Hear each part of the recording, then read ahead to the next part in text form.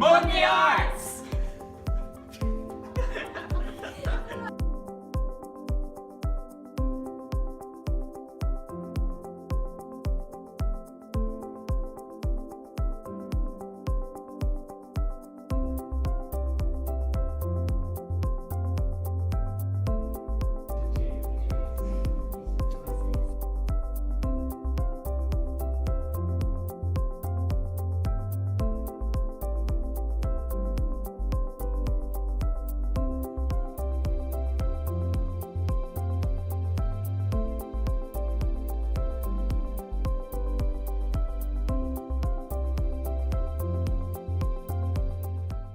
So I'm Jennifer Ingalls. I currently work as a business manager for operations in Morgan Stanley here in Glasgow.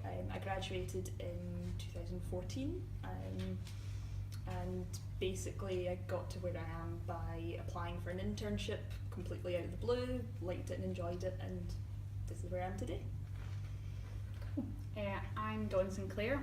I am an archivist for HarperCollins Publishers.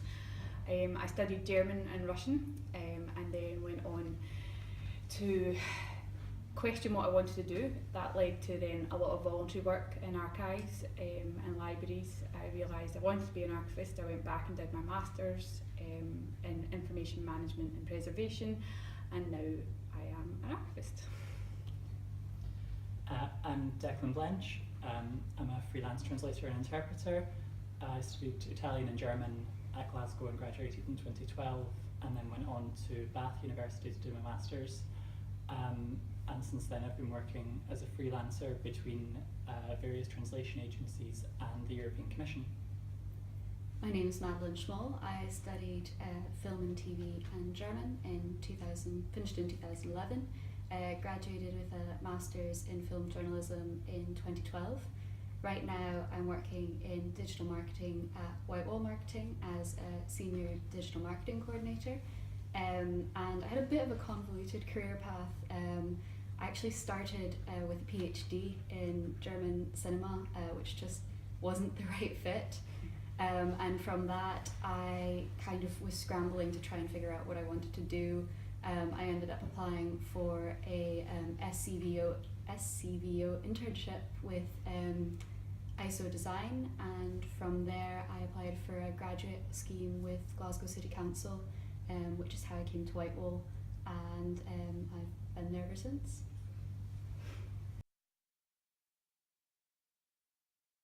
So, if you could tap yourself on the shoulder as a student, what advice would you give to yourself? So many things. I would say my advice would be to join in, be part of things. If somebody offers you an opportunity to do something, do it. It can be very easy to get bogged down in your lectures, your essays, all the sort of bits and pieces that are to do with the academia. However, it's really worthwhile getting involved in other activities, other committees, anything that you can do to sort of broaden your horizons, I think is worthwhile. And speaking as somebody who was incredibly apathetic at university and very much focused on my studies, I would say take chances, come to Careers Week, learn about opportunities that you would never have thought about before. That's what I would definitely say to myself. I think I would probably echo that, especially the idea of joining in with things that you wouldn't ordinarily join in with, because not only does that give you interesting ways to gain experience and gain new skills, but you never know who you're going to meet and what ideas they could give you for how to develop yourself, or what doors that might open further down the line. I think as well, if you have the opportunity to kind of develop other skills, especially things like social media, and you think that that's something that you might be good at, it's a really good time to learn and look outside and see how it's developing, read news articles about it, develop that further, so that when it does come to time to apply for a job, that you have knowledge that sets you above other candidates. Yeah, I think that's all really great advice. I think my thing personally would be just to calm down a bit. So personally, I was, particularly my final year, I was really stressed out about getting my degree and getting a job. Those were the two things that were just worrying me so much. And in the end, I got the degree I wanted, and I started working in a job that I enjoy 3 weeks after graduating. So we can be open-minded to the opportunities that are there, and if you sort of do that, you'll enjoy things, and like you say, you'll develop the skills that you're interested in, find out the things that you enjoy, and things will work out for the best. Yeah, and I would think equally in the way that you got a job straight away, also stay calm if you don't get a job. Yeah. Like, not everybody's meant to go from uni to job that is their ideal job. It's amazing if you do, but if you don't, it doesn't matter. You don't have to worry if you have to go off on an odd path, if you go down a different path and then decide it's not for you. I think the main thing is stay focused on what you're interested in, and if you're determined, then you'll get there. If you have to take a job in a shop, if you have to take a job in a call centre, if that pays your rent and it gives you the opportunity to learn, experience life, then I would say that's the most important thing, not to worry or stress about how life kind of turns out, because it will continue and life will be good. So, should I try another? Go for it. Okay. Why should students make the effort to come to careers events? You know? I did go to Careers Week, like I was saying in my final year, one of the things I was quite concerned about was whether or not I was going to have a job, and actually I got a lot of really useful advice out of Careers Week, and it was through the applications for things that I was able to get an internship and did find something that I enjoyed. Just things like, learning how to write an interesting CV that's actually going to get, highlight all the really good skills that we develop as art students and bring that to somebody's attention. Getting a sense of what different career opportunities there are. I had no idea I'd be interested in, business management and financial services, but that's how it is for me. And you have so many options as an art student that by going to Careers Week and having a more open mindset, you can see what path it is you really want to take. I think you obviously covered as well the benefits of once they leave university, so keep that in mind. I think as well, and I think quite often with all of the digital media that we see, you think, oh, I can just look these things up on the internet, I know everything already. Well, I think Careers Week is a really good opportunity to just use it as a checkup to see, am I on the right path, am I doing the right thing? Because it could be that you think that your CV is absolutely amazing, and it's not until you get knocked back several times and someone else takes a look that they go, ooh. So getting that checkup in a bit earlier is probably quite helpful. It also gives you a really good opportunity to be able to talk to people that you otherwise ordinarily, your paths would never cross. You wouldn't be able to ask them these kind of questions and find out whether or not these are the people that work in areas that you would get on with or not. It can set you in one direction or the other quite well. And I think especially it's easy to be scared off about coming to careers events, because you get very, as I've said before, bogged down in academia and study, and you think, my career is important, but right now I have this essay due tomorrow, and you get quite anxious about these sort of things. And I think, like you say, it gets you out and meeting people you might never have met before, thinking about opportunities you've never seen or thought about. For me, being an archivist, I never ever thought about that, but now I am, and that's only through speaking to others and learning that there's other opportunities out there, and I think that's why I would definitely, if I was a student in first year, second year again, I'd be going to every career event possible. One more? Yeah, go for it. Okay.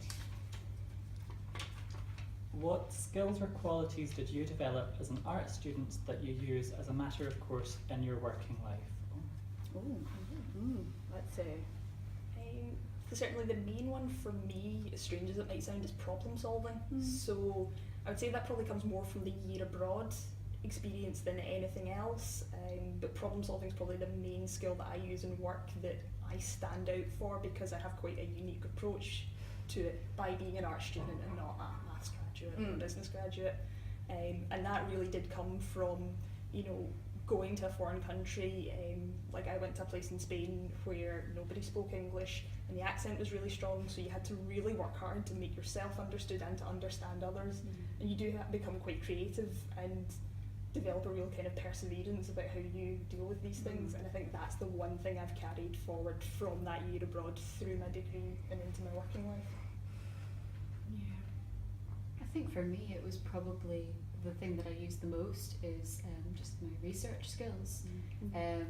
Obviously it's a completely different format now. I'm usually looking at competitors or things like that, but I remember back in the day reading all of these books and thinking, oh, I'm not going to use this professionally, but actually I use it quite often. And when you're writing a report and you can really thoroughly know that you've ticked all the boxes, covered all the bases, that is an incredibly useful skill to have. I would say definitely research. In my job I have to research a lot of different things that I'm not an expert on, but I have to sort of be able to sound like I know what I'm talking about. I would say as well, organisational skills. I think at the end of the day, if you're an art student, and especially if you're doing 2 languages like I did and you did, but like your timetable is really full, like really full, and you have a lot of exams and a lot of essays that are all due around the same time because the languages work to a sort of similar path. I think my organisational skills is one of the things I use the most. I think that's where I probably realised that my mind worked in that way. I'm very organised. I like things to be in a specific place and a time, and I like to tick things off, and I think that's why I like being an archivist. And I definitely got the skill of that through organising my time at university. Also just, I would say the skill of being able to speak languages is phenomenal. It gives you confidence that maybe you wouldn't have if you didn't study 2 languages, or I think it gives you the opportunity to, well, you've been abroad, you've got to go and live somewhere different.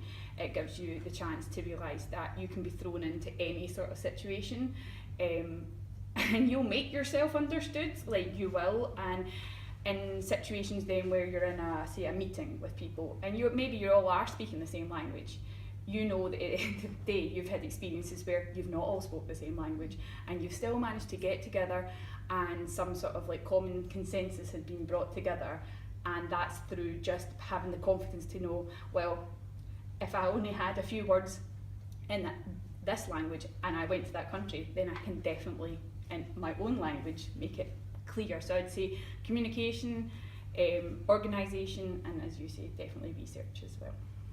Those 3 are all really strong skills that I think are important for everyday life. And another benefit of especially having done 2 languages, which have, as you say, very full timetables, they also cover really broad bases. You have literature, you have history, you have language and translation, and you have to be able to move quickly but consistently from topic to topic and mindset to mindset, which is a really valuable thing to be able to do if you are, particularly if you're self-employed and you have to find new clients and put your invoices and do your taxes and earn enough money all at the same time.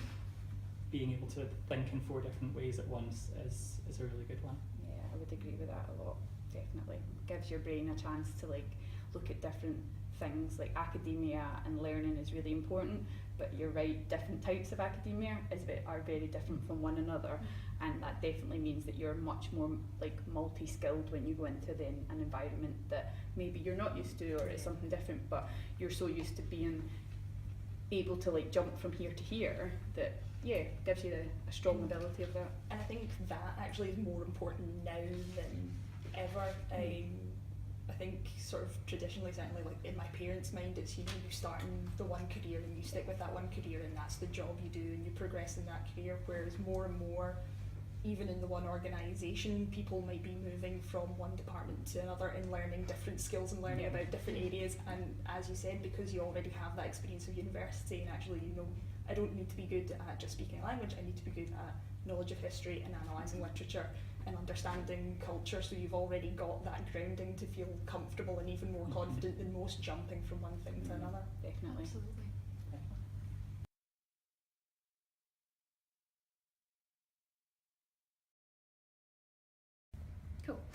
I work for HarperCollins. This is a very corporate environment. However, as an art student, I still managed to find my creative niche within.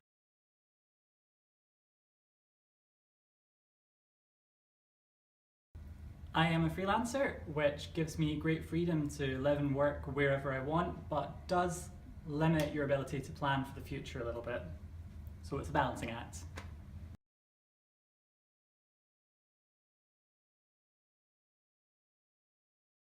I work for an investment bank. Why would they want an arts graduate? All industries need people with those soft transferable skills that an arts degree really gives you. Problem solving, time management, organisation. You need a diverse range of skills to really work in a good organisation, and that's something that arts graduates bring more than anybody else.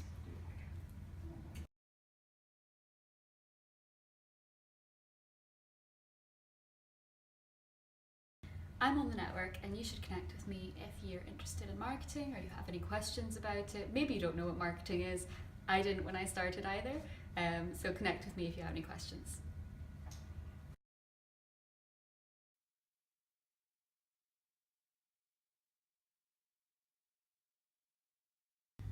In terms of looking at internships, it's using the career service. I'm sure I found out about the Morgan Stanley one because they emailed the arts group as a whole. So literally just picked it up from a university email and thought, oh, that could be interesting, I'll have a look at it. So definitely using the university resources. And then in terms of actually going about it, don't think because you're an art student that you're pigeonholed into one box. I think you can see from the four of us we're doing very diverse careers with similar degrees. So I'd say it's about picking up first of all, pick up the transferable skills. What is it that you've learned that can be applied across the board? Your problem solving, your time management, your organisation, all these good things. And then secondly, when you go for these things, don't make any complaints or pretend that you're something you're not. I got asked a question in my interview that was quite technical for the job that I'm in now, and I literally just said, I'm sorry, I can't answer that question. And then when it was my turn to ask questions, I just went, look, I don't come from this background, that's why I don't have the technical knowledge to answer more specific questions. Is there a gap there for me to address in my spare time that I can kind of back up with other things? And they just went, oh, nobody's ever asked us that before. never even had to think about that before, and they were really taken aback. And I think that made a more positive impression than if I'd been able to answer the question correctly. Yeah. So I'd say that's probably the main things to think about.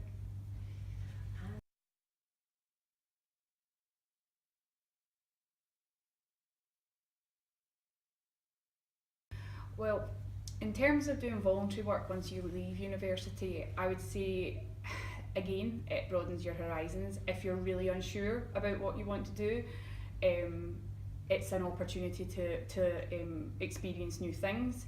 For me, it was a case of I left university and realised I had no idea what I wanted to be. And my husband and boyfriend at the time, he asked me, where's your ideal job? Where would you love to be? And I said, a library. And then I went, or maybe an archive. I really like history. So that was how I realised that I wanted to do that. I then went out and found voluntary work. Now I realise that's not for everybody because you need to live and you need to work. I did part-time work in retail and did voluntary work at Glasgow Women's Library and other institutions, and that's how I realised I really did want to be an archivist, and as I say, went on to do my masters. But I would say your main benefit of doing voluntary work is people are just really thankful if you show interest in their profession. They're thankful of help and again, it gets you into situations that you otherwise would never have been in. As part of the Women's Library, I was really lucky. I got involved in arts projects with them.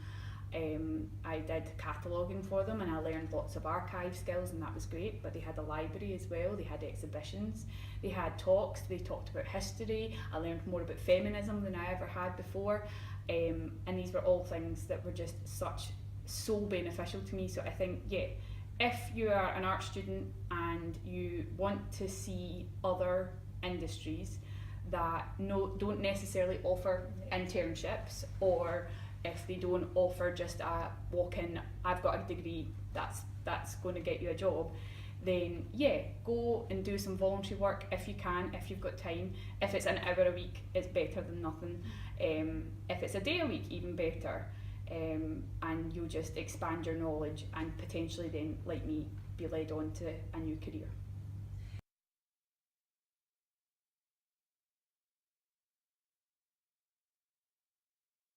I think one of the biggest things you can use that time for, other than applying for jobs, is just expanding your skill set.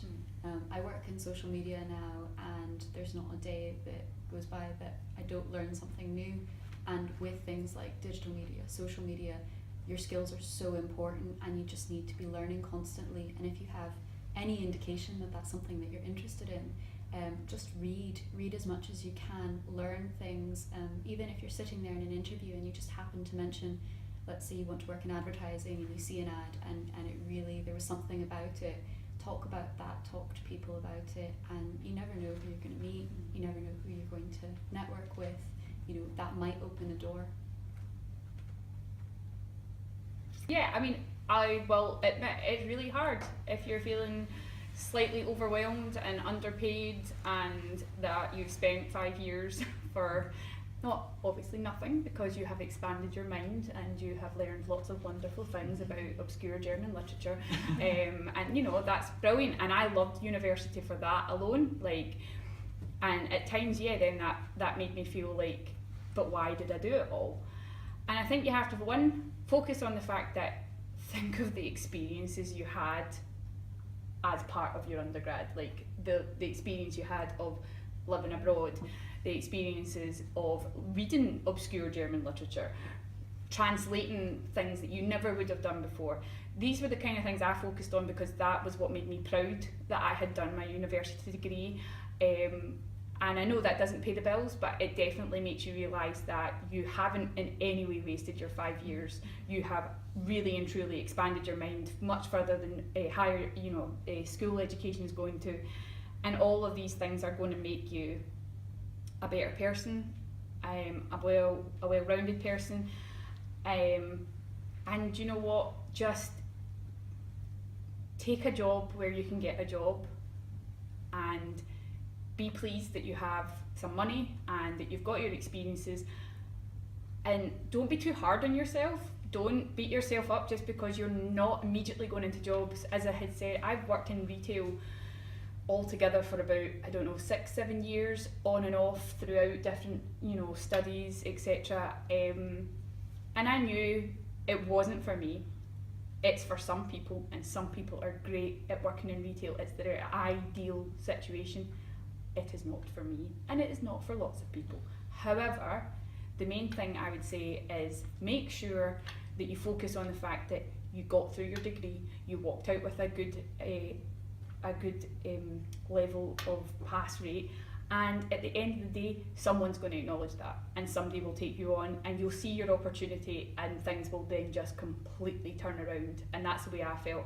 I went from thinking, why did I do this, to suddenly being like, I'm so glad I did this. And I think it's not easy, but you have to keep going and trust that things will come together. If other people that graduated alongside you seem to have walked straight out of, is it Butte Hall? No? Yes, Butte Hall, yeah. Straight out of Butte Hall and into this gold-plated job of their dreams, and you haven't, by all means stay in touch with people, because it's good, that leads to opportunities, but don't beat yourself up about not having done what Jim's done, or not having struck the same gold as they did immediately. It's very easy to do that and beat yourself up and say, well, I was in this person's class, they were my peer, and now they've succeeded and I failed. You haven't. You just have a very different career path, and someone else happened to get lucky, and you will also get lucky a bit later. Yeah, I agree.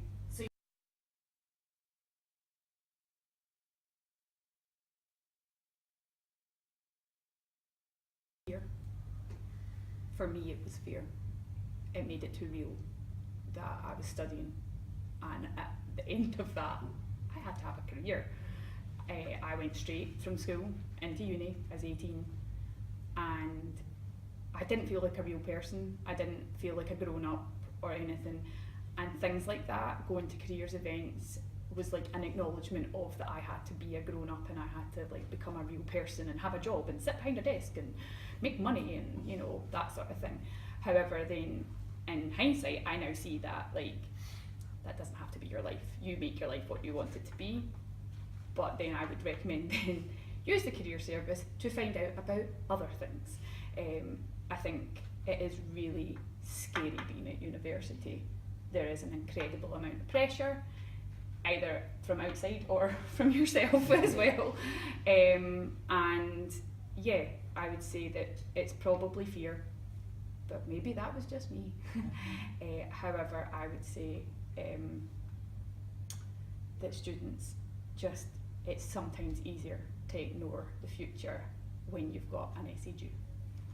I would say that as well. I think it's very much tunnel vision. It's one of these things, blinkers on. Oh, I've got this essay. Oh, I've got choir practice. I've got this, and before you know it, you're graduating, and all of a sudden you don't have all of those things, and suddenly you're looking for an answer, and you don't necessarily have it. I think it is also a bit probably procrastination. Yeah. It is one of these things where you've maybe developed your organizational skills as a professional, but it's not necessarily something that's maybe quite as developed when you're a student. Yeah. So fitting that into your timetable is one of those things where might not be quite as honed. Yeah. For me as well, it can also feel quite abstract, so it's not necessarily a fear of the future, but this idea that it doesn't apply now. You know, I have 5, 4, 3, 2, 1 year, and but then suddenly you have graduated, and it feels like forever when you're going through it. It feels like it's never going to end, but it will end all too quickly. So really, like, seize the opportunities while you have them. Yeah, definitely.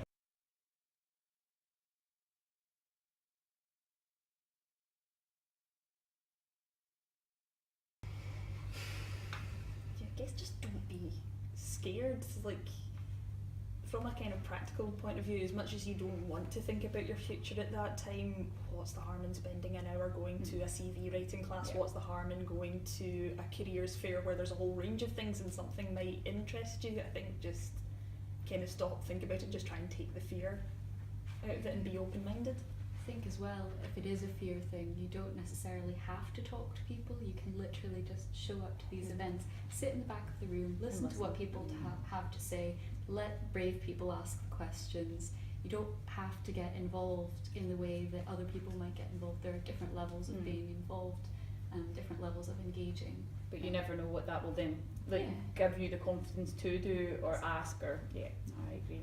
Or even you could just, a great motivator for me when I was a student for other for deadlines especially was just offer yourself a reward at the end of it. If I go to this careers talk, I can go to the QM for Pints of Magic during happy hour. I can, and otherwise I'm not letting myself go to do that, and I'm missing out on my social life. Just if that's the way you have to motivate yourself, go for it, as long as it works.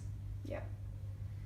Motivation is definitely driven by the want to go and do some fun things, but then you don't know how much fun you could have at like a careers thing, because it could make you realise that this is what, you might have this epiphany at whatever careers event you go to and be like, oh, there's my future. And it might not be your future, but if it feels like it at the time, that's really good. And sometimes there's free wine. Yeah. The languages ones were always really good for having free wine. Or I actually used to do the reverse. I would go and speak at open days for students, and I was literally motivated by, we'll give you a bottle of free wine if you come and speak at this open day for 3 hours. I remember walking back down University Avenue going, I really should have brought a bag to carry this in. So 2 in the afternoon.